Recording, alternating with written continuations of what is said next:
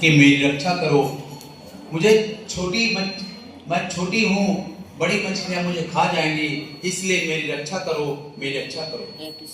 जब आवाज आई तब उन्होंने उस मछली को, छोटी सी मछली को अपने कमंडलू में स्थान दिया, और जैसे ही कमंडलू में स्थान दिया वैसे ही प्रणाम करके उन्होंने कहा, चिंता क्यों करती हो, मेरे पास बहुत स्थान है। और उन्होंने कमंडलू में स्थान देने के बाद उस मछली को लेकर के अपने महल में गए, और महल में उन्होंने पात्र में रखा। अब पात्र में रखने के बाद कहा, ये सुरक्षित जगह है, इसमें कोई बड़ी मछलियां खाएंगे नहीं, तुम सुरक्षित रहोगी। भाइयों बहनों, जैसे ही जाने लगे मनु, वैसे ही फिर आवाज आई, मनु ये मेरे लिए स्थान छोटा पड़ रहा है, ये स्थान मेरे लिए छोटा पड़ रहा है। तब उन्होंने बड़ा सा पात्र मंगाया, उस पात्र में उन्होंने डाला। फिर जब डाल करके जाने लगे तब फिर आवाज आई, मनु ये मेरे स्थान छोटा पड़ रहा है। और ऐसे करके बड़े बड़े पात्र मंगाए गए, उसमें रखे गए। क्षण भर में वो उनका विस्तार होने लगा, वो बढ़ने लगी, अब बढ़ने लगी। ये स्थिति आ गया कि अब इस मछली को कहाँ रखा जाए, कहाँ रखा जाए। तब उन्होंने एक सरोवर बनाया हुआ था, उस सरोवर में उन्होंने स्थान दिया। अब बोले अब सुरक्षित है, अब पर्याप्त है, अब यहाँ पर घूम सकती हो, रह सकती हो, किसी प्रकार की कोई चिंता नहीं है। और भाइयों बहनों, वहां पर छोड़ा गया। वैसे ही जब वापस जाने लगे फिर आवाज आई, मनु ये मेरे लिए स्थान छोटा पड़ रहा है। अपना रूप विराट करते हुए चले गए, विराट करते हुए चले गए। भाइयों बहनों, जैसे विराट करने लगे वैसे ही फिर आवाज आई कि जगह छोटा पड़ रहा है। तब उस मछली को लेकर के समुद्र में गए, और समुद्र में जाकर जैसे उन्होंने छोड़ा वैसे ही उन्होंने हाथ जोड़कर प्रार्थना की। उन्होंने कहा कि आप कौन हैं, कोई देवी है, देवता है कि राक्षस है, आप कौन है, मुझे दर्शन दें। और जैसे हाथ जोड़ करके नमन वंदन करते हुए उन्होंने प्रार्थना की, तब विराट रूप में भगवान विष्णु प्रकट हो गए, मत्स्य भगवान के रूप में प्रकट हो गए। और उन्होंने आवाज दी, कहा कि आने वाले समय में बहुत भीषण वर्षा होगी, जल प्रलय होने वाली है, और तुम्हें बहुत बड़े काम करना है। क्या करना है? तुम्हें सप्त ऋषियों को बचा कर रखना है। तुम्हें जितने भी जीव जंतु हैं उनके एक एक जोड़ा तुमको रखनी है, और जितने भी वनस्पतियां हैं, जितने भी वृक्ष हैं, उनको भी एक एक रखनी है। और उसको नौका में रखना।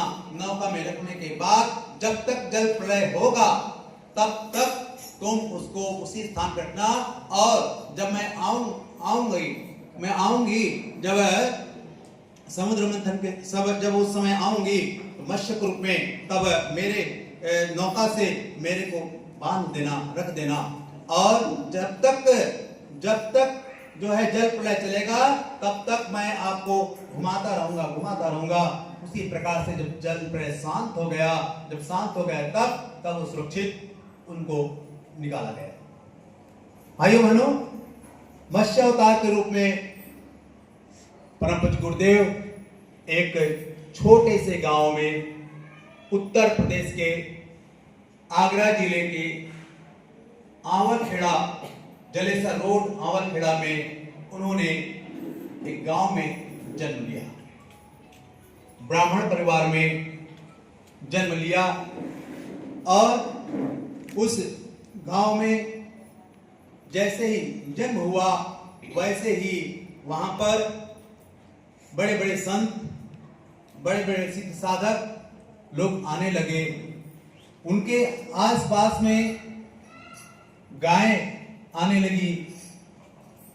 भाइयों बहनों, जो संत स्तर के व्यक्ति होते हैं, उन्होंने कहा, एक ज्योतिषी ने कहा कि ये जो बालक आया है ये सामान्य बालक नहीं है, ये अवतारी चेतना है और ये बहुत बड़े काम करने के लिए आया हुआ है और तुम्हारे जीवन को, तुम्हारे परिवार को उद्धार कर देगा।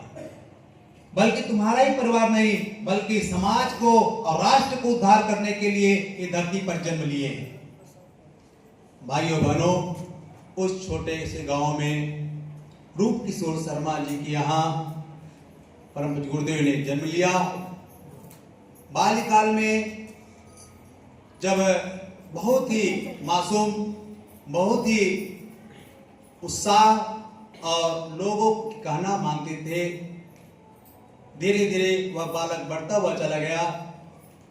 फिर उस बच्चे को 8 वर्ष का जब हो गया तब मदन मोहन मालवीय जी के पास लेकर के बनारस गए उनके पिताश्री और उनको गायत्री मंत्र की दीक्षा दी। उनको यज्ञोपवीत संस्कार हुआ, बटुक ब्रह्मचारी के रूप में उनका यज्ञोपवीत संस्कार किया मदन मोहन मालवीय जी ने।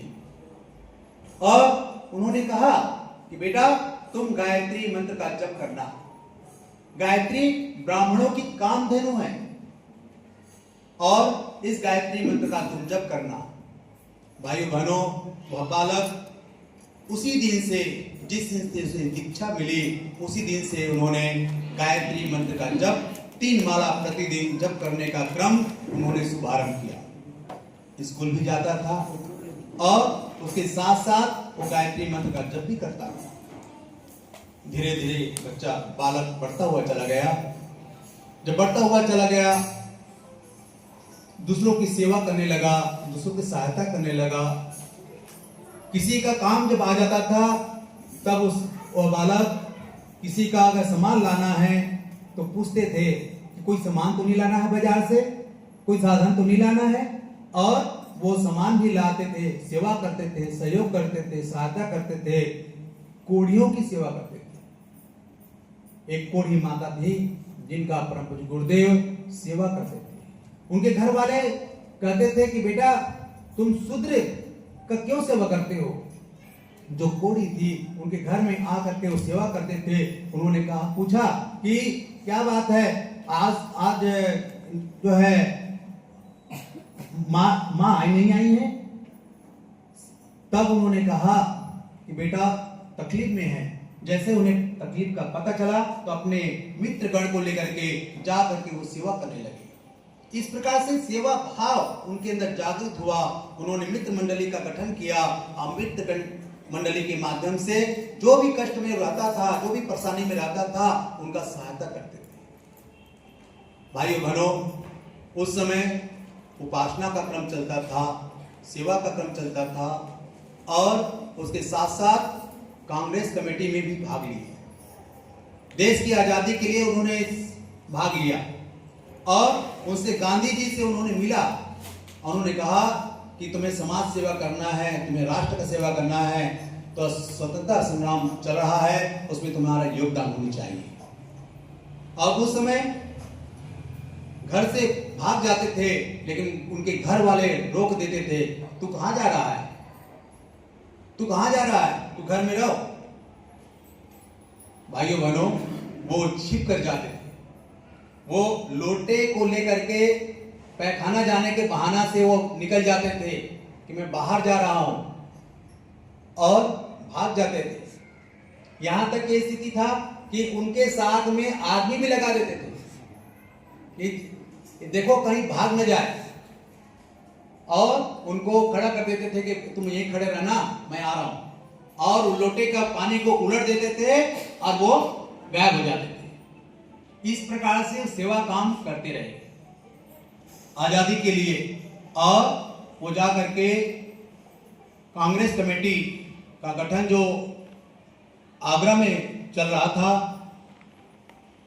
बिना चप्पल के हाफ पैंट और टी शर्ट पहने हुए वो निकल गए और कांग्रेस कमेटी में वो उन्होंने अपना नाम लिखा दिया। देश की आजादी के लिए लग गए। भाइयों बहनों, कहते थे उस समय कि कई बार मर करके भी जीवित हुए। जब उस समय जेल का क्रम चल रहा था, लोगों को जेल में डाला जा रहा था, तो उस समय लोगों को पता चला, गांव वालों को पता चला कि श्री रामत मारा गया। श्री रामत मारा गया, घर में अशांति छा गया, गाना गाना चालू हो गया।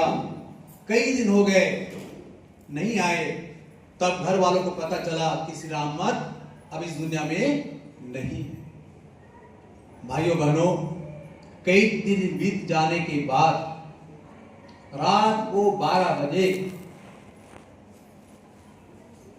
दरवाजा खटखटाया और जब देखा, उस समय तो लालटेन था, उस समय लाइट की व्यवस्था नहीं थी। लालटेन को लेकर के एक बालिका निकली। जैसे ही बालिका ने देखा तो जोर से चिल्लाई, भूत भूत भूत भूत भूत भूत। क्यों? क्योंकि लोगों को पता था कि श्री रामत मारा गया है, ये भूत उनका आ गया है। उन्होंने धुतकारने लगा, भाग यहां से भाग। भाइयों बहनों, और उन्होंने इशारा किया, मैं श्री रामत हूं। उन्होंने छू कर देखा कि वास्तव में एक भूत है, शरीर है, और छू कर देखा, आए और आने के बाद पूरी घटना उन्होंने बताया कि किस प्रकार से मेरे ऊपर ये हुआ और मैं कैसे बचा। भाइयों बहनों, इस प्रकार से उन्होंने कई बार मर करके भी जीवित रहे। कई घटनाएं घटी हैं इस प्रकार से। जब गांधी जी के पास गए स्वयंसेवक के रूप में काम करने के लिए, तो उस समय कहते हैं कि उस समय उनको काम दिया था पैखाना साफ करने वाला, जहां पर बोले कि तुम्हारी ड्यूटी है, स्वयंसेवक की वृत्ति पैदा करना है, तो तुम्हारी ड्यूटी है कि जो लेटिन रूम है उसको साफ करो, इतना साफ करो कि वहां पर बैठ करके भोजन कर सके, उस प्रकार से साफ करो।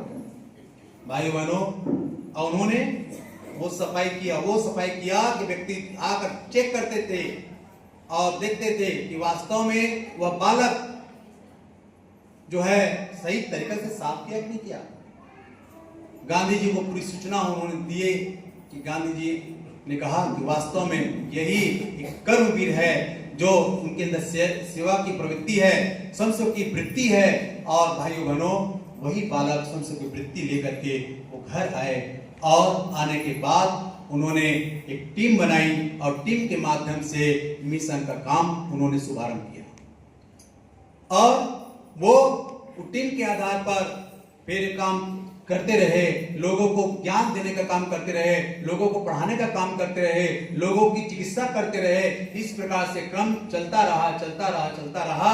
फिर क्या हुआ, जब एक दिन उपासना का क्रम चल रहा था, जब का क्रम चल रहा था, उसी दौरान एक अद्भुत घटना घटी। कौन सी घटना घटी? ये घटना घटी कि जब कर रहे थे, पूजा पाठ कर रहे थे, दीपक जल रहा था, उसी दीपक से दिव्य प्रकाश उभरा, बहुत विशाल प्रकाश। देख करके अंदर से डर गया, छोटा सा बालक था, देख करके भयावह स्थिति हो गया, क्या हो गया है, कौन से प्रकाश आ गई, इतनी दिव्य प्रकाश। और उस दिव्य प्रकाश में से एक छवि उभरी, ऋषि की छवि उभरी। और उन्होंने देखा तो डर से छा गया कि कौन सा भूत आ गया, प्रेत आ गया, क्या है ये। और उन्होंने कहा, डरो मत, मैं तुम्हारे कई जन्मों का गुरु हूं, और समय समय पर तुमको दिशा और प्रेरणा देता रहा हूं। मैं इस जन्म में मैं तुम्हें दिशा देने के लिए आया हूं, तुमको बोध कराने के लिए आया हूं। फिर भी वो डर से छाया हुआ था, अंदर से डर था। और भाइयों बहनों, वो बालक को उन्होंने आश्वासन दिया, देख तुम कौन हो, तुम्हारे कितने जन्म हुए हैं, लेकिन तुम्हारे 3 जन्मों की बात मैं बताता हूं। और उन्होंने पिक्चर की तरह उन्होंने क्या किया, ध्यान अवस्था में ले गए, उन्होंने स्पर्श किया और ध्यान एकाग्रचित हो गया। और उन्होंने पिक्चर की तरह उन्होंने देखा, देख पहले जन्म में तुम कबीरदास थे, पहले जन्म में तुम जो है कबीरदास, फिर गुरु रामदास, और तीसरे जन्म में रामकृष्ण परमहंस, और इस जन्म में तुम श्री रामत के रूप में आए हो। और पंडित श्री राम शर्मा के आचार्य के रूप में विकसित हो गई। भाइयों बहनों, जैसे ही उन्होंने देखा वैसे ही उसकी जो डर है वो समाप्त हो गया और उन्होंने कहा कि वास्तव में ये मेरे गुरु हैं, मेरे कई जन्मों से जुड़े हुए हैं।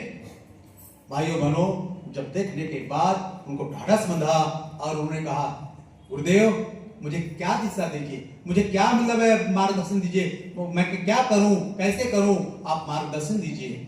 जैसे उन्होंने कहा तब उन्होंने कहा कि बेटा तुम्हें बहुत बड़े काम करना है, तुम्हारे ऊपर बहुत बड़ी जिम्मेदारियां हैं, तुम्हें ऋषि सत्ता तुम्हें ढकेली है इस काम में और तुम्हें दायित्व, बहुत बड़ा दायित्व निभाना है। कौन सा दायित्व निभाना है गुरुदेव? बोले तुम्हें बहुत बड़ी जिम्मेदारी है, तुम्हें स्वतंत्र संग्राम भी में भाग भी लेना है, उसके साथ साथ तुम्हें साधना का भी क्रम निभाना है। उन्होंने निर्देश दिया कि बेटा तुम्हें 24 लाख के 24 महापुरुष शरण करना है, 24 लाख के 24 महापुरुष शरण करना है, प्रतिदिन 66 माला गायत्री मंत्र का जाप। और उन्होंने कहा जो आज्ञा गुरुदेव, आपका जैसा निर्देश होगा मैं उसे सहर्ष पालन करूंगा। भाइयों बहनों, उन्होंने संकल्प किया प्रतिदिन 66 माला गायत्री मंत्र का जप का क्रम चालू किया। और उन्होंने खाने के लिए पूछा कि आप भोजन हम क्या करेंगे? तब उन्होंने कहा जो गाय को जो जौ देने के बाद गोबर के माध्यम से जो जौ आएगा उस जौ को धो करके साफ करके उसमें से फिर रोटी तैयार की जाएंगे और उस रोटी से तुम एक रोटी ग्रहण करना और उसी जो है गाय के दूध से बना हुआ मट्ठा और उस मट्ठे को ले करके केवल एक कटोरी रखना। भाइयों बहनों, उन्होंने दिनचर्या पालन किया, केवल एक रोटी और एक कटोरी मट्ठा, न तो नमक न तो शक्कर। 24 साल तक उन्होंने न तो नमक जाना न तो शक्कर जाना, केवल साधनामय जीवन उन्होंने जिया। प्रतिदिन 66 माला गायत्री मंत्र का जप उन्होंने प्रारंभ किया।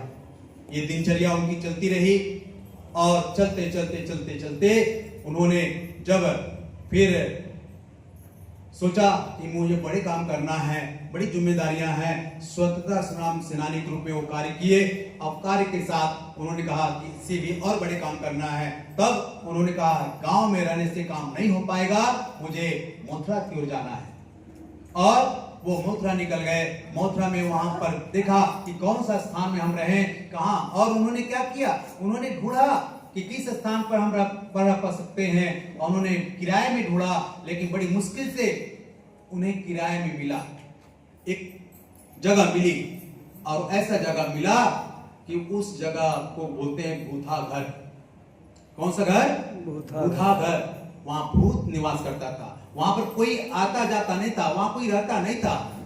बहुत दिनों से मतलब उस स्थान पर कोई रहते नहीं थे, लेकिन उस समय आर्थिक स्थिति उतनी मजबूत नहीं थी। फिर भूथा घर मिल गया तो जब उसको सफाई करने के बाद उस घर में वो रहने लगे। और जैसे ही रहने लगे तो भूत जो है परेशान करने लगे, बहुत परेशान करने लगे, रहने के लिए वो दिक्कतें करने लगे। तब उन्होंने कहा, भूत से उन्होंने परामर्श किया और उन्होंने कहा कि ऐसा है, तुम रहना चाहते हो रहो, लेकिन तुम ऊपर में रहो, तुम ऊपर में रहो, हम नीचे में रहेंगे और तुमको हम कोई डिस्टर्ब नहीं करेंगे और हम तुमको कोई नहीं डिस्टर्ब करेंगे और तुम हमें कोई डिस्टर्ब मत करना, तुम शांति से वहां रहना, हम यहाँ शांति से रहेंगे। उन्होंने इशारा कर दिया। भूथा घर जो उसको कोई लेता नहीं था, उसको उन्होंने किराए में लिया।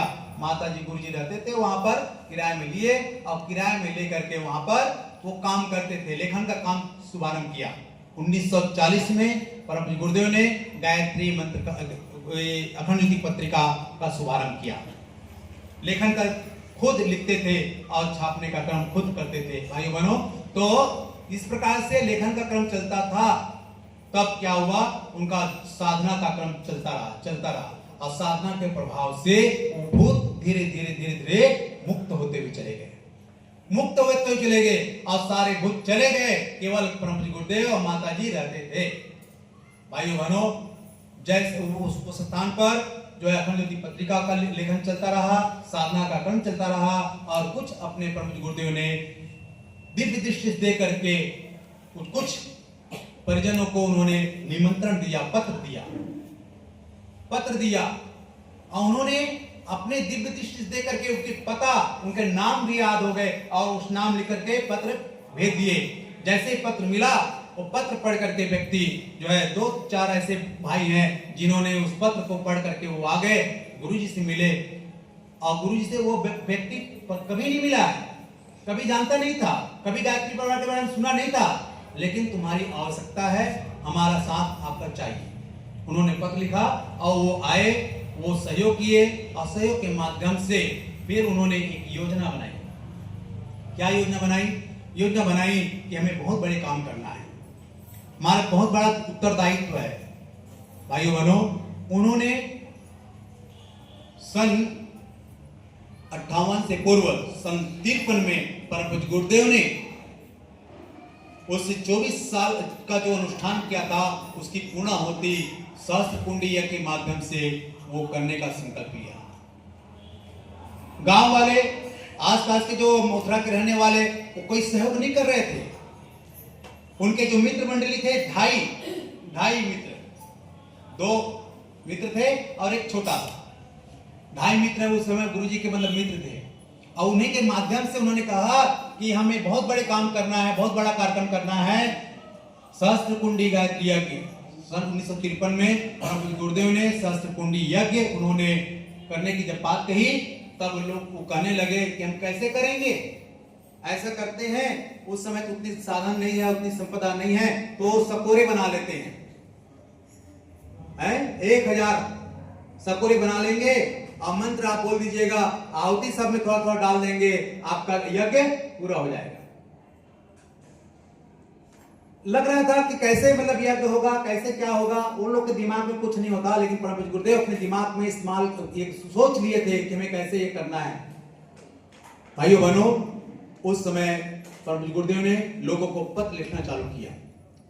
लोगों को जब पत्र गया, उस पत्र को देख करके, पढ़ करके, सुन करके लोग इकट्ठे हुए, उन्होंने अपना साधन, सहयोग, श्रम करने के लिए हजारों के तादाद पर आ गए और इतना विशाल कार्यक्रम हुआ। उसी यज्ञ में परम पूज्य गुरुदेव, भाइयों बहनों, इस प्रकार से सहस्त्र कुंडी यज्ञ, उसके बाद सन 1958 में उन्होंने कार्यक्रम करने की योजना बनाई और उसमें भी विशाल कार्यक्रम करने की योजना बनाई और विशाल कार्यक्रम में उन्होंने कहा कि सहस्त्र कुंडी यज्ञ हमने जो किया है वो संपन्न हुआ है, अब विशाल कार्यक्रम करने हैं और विशाल कार्यक्रम करने के लिए उसी प्रकार से पत्र लिखे गए, आमंत्रण पत्र 58 का। मैंने वो पत्र मैंने देखा है, मेरे ताऊ जी के पास में वो पत्र गया था और उस पत्र को मेरे ताऊ जी ने दिखाया कि उस समय, जो कि हमारे ताऊ जी से कोई संपर्क नहीं था, लेकिन उनके नाम से पत्र आया था, आमंत्रण पत्र, और उस पत्र के माध्यम से वो जहां जहां जिनके पास पत्र गया था, वो व्यक्ति वहां परम पूज्य गुरुदेव के तप के माध्यम से खींचे चले गए और सभी लोग भाग लिए और उस समय लाखों की तादाद पर वहां पर भीड़ हुई और उस समय बड़े बड़े मंत्री भी उसमें कार्यक्रम में भाग लिए। भाइयों बहनों, इतना विशाल कार्यक्रम हुआ, इतना अद्वितीय कार्यक्रम हुआ, देख करके दाते तले उंगली चबा ली। और उस समय परम पूज्य गुरुदेव ने जो है दीक्षा का शुभारंभ किया और प्रथम दीक्षा परम पूज्य गुरुदेव ने परमहंस माता जी को शिष्य के रूप में उन्होंने स्वीकार किया और गायत्री मंत्र की दीक्षा परम पूज्य गुरुदेव ने माता जी को पहले दी। जितने भी कार्यकर्ता आए थे उसी समय संकल्प कराया गया और संकल्प के माध्यम से उन्होंने दीक्षा दी। जब तप की शक्ति आ जाती, जब साधक शक्ति आ जाती है, तब मंत्र देने की सामर्थ्य आ जाती है और उन्होंने जो साधना की 24 साल तक, उससे मंत्र दीक्षा देने की शक्ति आ गई और उन्होंने शुभारंभ प्रारंभ किया। भाइयों बहनों, उस समय उन्होंने गायत्री मंत्र की दीक्षा के माध्यम से लोगों को जोड़ा और लोग जुड़ते हुए चले गए, गायत्री परिवार बढ़ता हुआ चला गया। उस समय ऐसी घटना घटी कि उस समय कहते थे कि जब भोजन बन रहा था तब घी से छाने जा रहे थे पुड़िया, तब उस समय कहते हैं, उस समय जब छाने जा रहे थे तेल समाप्त हो गया, घी समाप्त हो गया। गुरुजी के पास सूचना मिली, गुरुजी घी तो समाप्त हो गया, कैसे करें, संख्या तो बहुत है अभी भोजन लोगों ने नहीं किया है। तब उन्होंने कहा कि ऐसा करो, यमुना से 2 टीन ले आओ, यमुना से 2 टीन ले आओ, और 2 टीन ला करके उन्होंने कहा कि उस कड़ाहे में डाल दो। कड़ाहे में डाले गए और पुड़ियां छनती चली गई, छनती चली गई, छनती चली गई, समाप्त नहीं हुआ। उन्होंने कहा कि बेटा जो 2 टीन लाए थे उस 2 टीन घी को आप तुम यमुना में डाल दो, वापस कर दो। इस प्रकार से एक चमत्कारिक घटना घटी। लोग देख करके आश्चर्य हुए कि कैसे जल के माध्यम से कैसे पुड़ियां छनती हैं। भाइयों बहनों, ऐसी घटनाएं घटी हैं। ये तो छोटी सी चमत्कार, ऐसे कई घटनाएं घटी भाइयों बहनों। और उस समय इतना विशाल कार्यक्रम हुआ। उसी समय से गायत्री परिवार विराट रूप लेता हुआ चला गया, विराट रूप लेता हुआ चला गया। परम गुरुदेव ने कहा कि हमें शक्तिपीठ का निर्माण करना है, गायत्री तपोभूमि का निर्माण करना है। परम गुरुदेव ने गायत्री शक्तिपीठ बनाने के लिए उन्होंने संकल्प किया। जब गायत्री शक्तिपीठ बन रहा था, उसी दौरान जब फिर उसी दौरान क्या हुआ, एक और घटना घटी कि उस समय जो है पैसे का अभाव होने लगा, पैसा का अभाव होने लगा, क्योंकि उस समय उनको जो है छत ढालना था, उसमें पैसा की कमी थी। और उस समय जो है ऐसी वातावरण छाया हुआ था कि उस समय जो है अगर हम अभी अगर छत नहीं डालेंगे तो फिर बरसात आ जाएगा, फिर छत ढालने में दिक्कत होगी और हमारे जो बने हुए जितने ये हैं दीवार हैं वो टूट जाएंगे। तब उस समय शरीर जो है मुरझाया हुआ था, दुखी महसूस दिख रहे थे। माता जी ने पूछा, बेटा, माता जी ने कहा कि गुरुदेव क्या बात है, आपका चेहरा मुरझाया हुआ दिख रहा है, आप क्यों दुखी दिख रहे हैं? बोले इंजीनियर कह रहे हैं कि छत ढालनी है, उसके लिए छड़ चाहिए, सीमेंट चाहिए, लेकिन पैसा की अभी कमी है, कैसे होगा? मैं यही सोच रहा हूं। माता जी कहने लगी, इसकी चिंता आप क्यों करते हैं?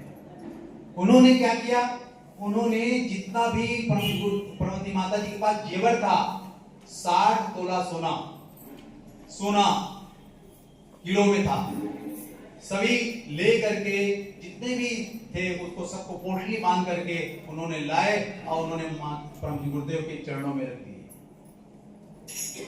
बोले इसकी चिंता क्यों करते हैं, लीजिए इसको बेचकर जो भी पैसा आएगा उसे छत ढलवा दीजिए। भाइयों बहनों, परमवती माता जी ने सारा उन्होंने अपना जेवर परम गुरुदेव को समर्पित कर दिया और इस प्रकार से उन्होंने कार्य करते हुए चले गए। अखंड दीपक प्रज्वलित था, ज्योति चल रही थी। कुछ दिन बाद ये स्थिति आ गई कि द्वितीय विश्व युद्ध होने लगा और हमारे जो प्रेस थे, प्रेस बंद हो गए। तो उस समय उन्होंने कहा कि ऐसा है, ज्योति जलती रहेगी, प्रकाश फैलता रहेगा और ये अखंड ज्योति पत्रिका रुकने ना पाए, निरंतर चलते रहना चाहिए, निरंतर प्रकाशित होनी चाहिए। और उन्होंने क्या किया, हैंड प्रेस उन्होंने मंगवाया और खुद स्वयं परम गुरुदेव कंपोज करते थे, माता जी सहयोग करती थी और उनके साथ में वो कार्य करते रहे और खुद छपाई करते थे और खुद लोगों के पास अखंड ज्योति पत्रिका भेजते रहे। इस प्रकार से परम गुरुदेव का जीवन एक मछली की तरह एक छोटे से गांव में जन्म लिया और वही आज विराट रूप होता हुआ चला जा रहा है। आज गायत्री परिवार की संख्या कितनी तेजी से बढ़ती हुई चली जा रही है भाई बहनों, आप देख रहे हैं। और उसके बाद निर्देश मिला कि तुम्हें जो है हिमालय की यात्रा करनी है। दादा गुरु का निर्देश मिला, तुम्हें हिमालय आना है साधना करने के लिए। और 1961 में परम गुरुदेव जो है की यात्रा में निकल गए 1 वर्ष के लिए। और 1 वर्ष तक परमवती माता जी ने अपने गायत्री तपोभूमि मथुरा में रह करके वहां पर जितने भी कार्यकर्ता आते थे उनका देख रेख, उनका भोजन की व्यवस्था, सारी सुख सुविधाएं वो देखते रहते थे, संचालन करते रहते थे। ऐसी परमवती माता जी साधना का क्रम भी चलता रहा, साथ ही साथ वहां की व्यवस्था निरंतर चलती रही और लेखन का क्रम भी चलता रहा, उसको छापने का क्रम माता जी चलाती रही। इस प्रकार से क्रम चलता रहा। ऐसे परम पूज्य गुरुदेव को जब जब निर्देश मिला तब तक परम पूज्य गुरुदेव हिमालय की यात्रा में चलते रहे और उनको ये निर्देश मिला कि तुम्हें इस हिमालय यात्रा से जाने के बाद तुम्हें क्या काम करना है, तुम्हें ये काम करना है, तुम्हें लेखन का काम चालू करना है। और उस समय चारों वेदों का भाष्य शुभारंभ किया। चारों वेदों का भाष्य, सरदर्शन, आरण्यक, विशिष्टृतियां और अनेकों साहित्य लिख करके रख दिए। यहाँ तक ऐसे ऐसे साहित्य लिख करके रख दिए और लिख करके उन्होंने समाज को देते हुए चले गए। लोग देख करके आश्चर्यचकित हो गए कि वेदों का भाष्य ये सामान्य व्यक्ति नहीं है, जो भी पढ़ता था वो व्यक्ति के दांते तले उंगली चबा लेते थे। ऐसा ज्ञान, ऐसी शुद्ध, ऐसे मतलब जो है प्रेरणादायक दृष्टांत और प्रेरणादायक बातें उन्होंने ऐसे ऐसे शब्द प्रयोग किए, लिखे हैं। ये सामान्य व्यक्ति नहीं है, जो भी पढ़ते थे वो दांते तले उंगली चबा लेते थे। भाई बहनों, इसी तरह से उनका लेखन का क्रम शुभारंभ हुआ, लिखते हुए चले गए और ये दिनचर्या चलती हुई चली गई। प्रतिदिन कहते हैं कि प्रतिदिन 66 माला गायत्री मंत्र जप करते थे, प्रतिदिन 66 पृष्ठ लेखन करते थे। उनका लेखन कैसे चलता था? धार की तरह, स्पीड इतना तेज, इतना स्पीड चलता था कि सामान्य व्यक्ति वो जो है पढ़ नहीं पाते थे।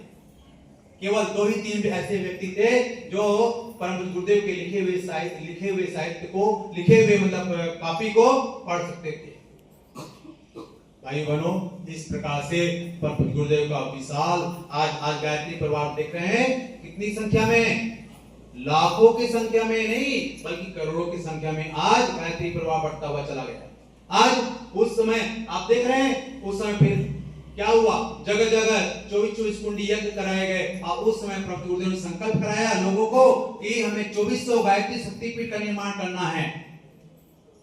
जब संकल्प कराया गया तब हमारे कार्यकर्ताओं पहले तो है 24 का संकल्प कराया गया, पहले 24 शक्तिपीठ का संकल्प कराया गया और 24 शक्तिपीठ का संकल्प होने के बाद फिर 2400 शक्तिपीठ की मतलब संकल्प हुआ और हमारे कार्यकर्ता क्षेत्रों से कार्यकर्ता गए और उन्होंने गायत्री गुरुजी माता जी के पास में जा करके अक्षत पुष्प दिलवा करके उनको संकल्प कराया गया और 2400 शक्तिपीठ का संकल्प हुआ, 2400 शक्तिपीठ का निर्माण हुआ और उसके बाद परम पूज्य गुरुदेव जगह जगह पर जा करके शक्तिपीठ की प्राण प्रतिष्ठा करते हुए चले गए।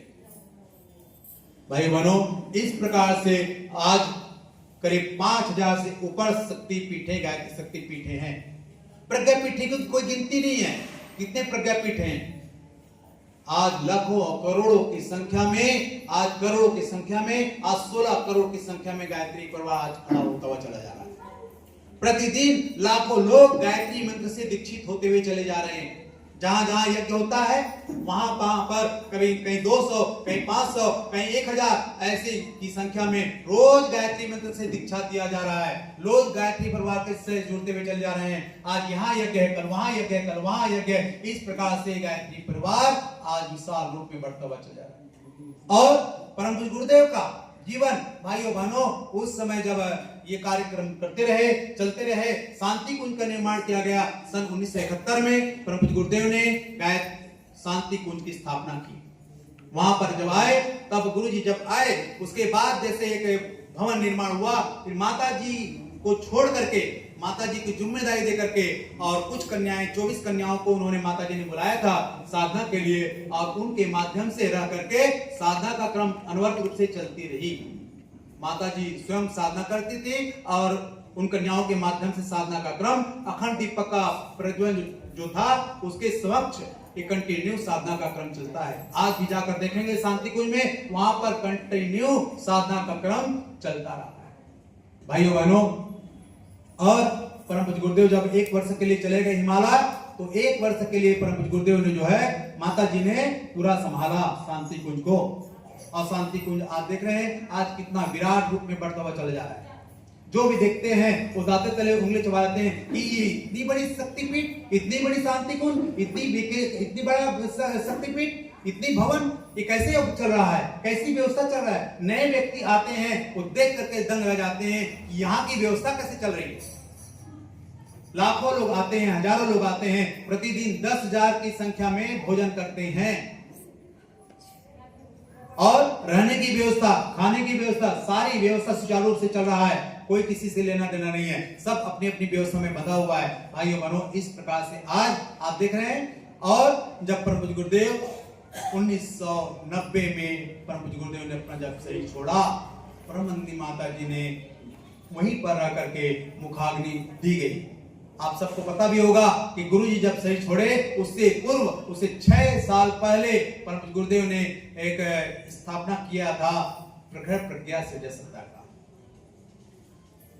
और भाइयों बहनों, उन्होंने कहा था ये प्रखर प्रज्ञा सृजय सत्ता जो बना हुआ है, ये जो है इस स्थान पर जो भी व्यक्ति आएगा और जो भी मनोकामना करेगा, जो भी सच्चे मन से पुकारेगा, उसका शंका समाधान होता हुआ चल जाएगा, उसके कष्ट दूर होते हुए चल जाएंगे। और वास्तव में जो भी व्यक्ति सच्चे मन से जाता है, वहां पर प्रार्थना करता है, तो वहां उनकी कृपा मिलती भी चल जाती है, क्योंकि वह जग क्षेत्र चैतन्य क्षेत्र कहलाता है, ऋषि विश्वामित्र की तपस्थली है। और उस स्थान पर परम गुरुदेव ने जीते जी अपना स्मारक उन्होंने बनाकर रख दिया। लोग तो मरने के बाद स्मारक बनाते हैं, लेकिन गुरुजी ने जीते जी स्मारक कर दिया। और उन्होंने कहा कि यहाँ पर जो भी व्यक्ति आएगा उनको महसूस नहीं होगा कि मैं नहीं हूं, मैं यहाँ पर सूक्ष्म से यहाँ पर विराजमान रहूंगा और पूरे शांति कुंज में, परिसर में मैं विद्यमान रहूंगा। शांति कुंज मेरा शरीर है भाइयों बहनों।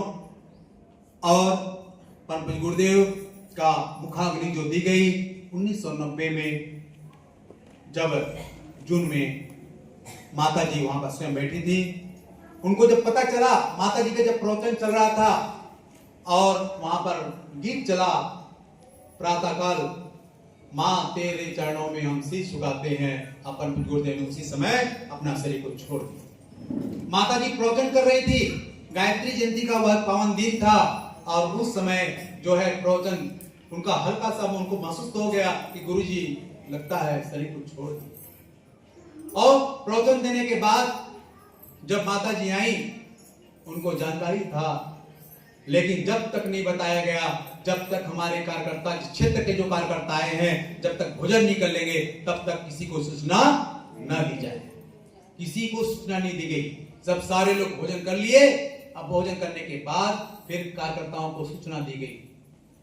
सूचना दी गई, सब लोग आए, बैठे, थोड़ा सा संवेदना हुई, लोगों के आंसुएं गिरे, लोग रोने लगे।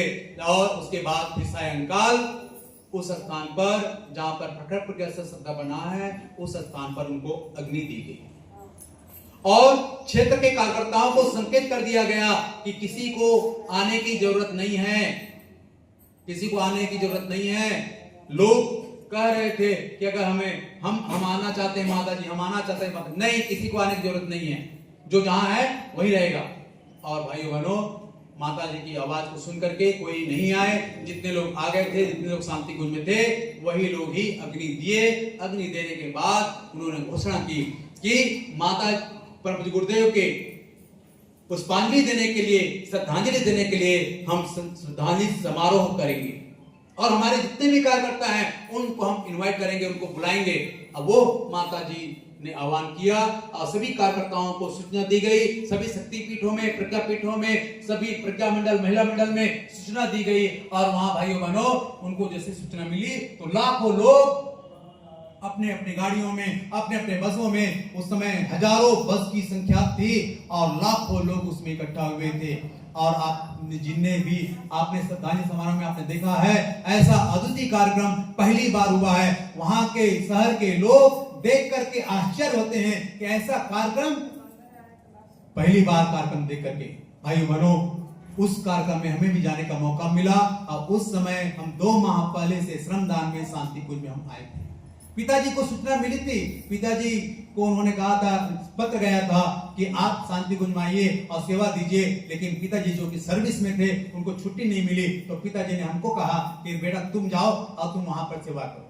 और हम उस समय 2 माह के पहले हम सेवा करने के लिए आए थे श्रमदान में, और श्रमदान का सेवा किया हमने, और वहां पर श्रद्धांजलि समारोह में हमने भाग लिया, और श्रद्धांजलि समारोह को देखा विराट रूप कि कैसी व्यवस्था, और 4 बड़े बड़े जो है भोजनालय चलाए जा रहे थे, और कैसी व्यवस्था चल रही थी। उसमें पुलिस प्रशासन की भी मतलब सहयोग था ही, लेकिन उनके साथ साथ हमारे कार्यकर्ता, हमारे वॉलंटियर्स, वो लोग सहयोग किए, और इतना शानदार कार्यक्रम हुआ भाइयों बहनों। और उसी कार्यक्रम में माता जी ने कहा था, मैंने उस बात को सुना था, कहा था कि जो देख रहे हो ये जितने भी बैठे हुए हैं, ये सब कौन है? ये सब मेरे बैंक है, बैंक।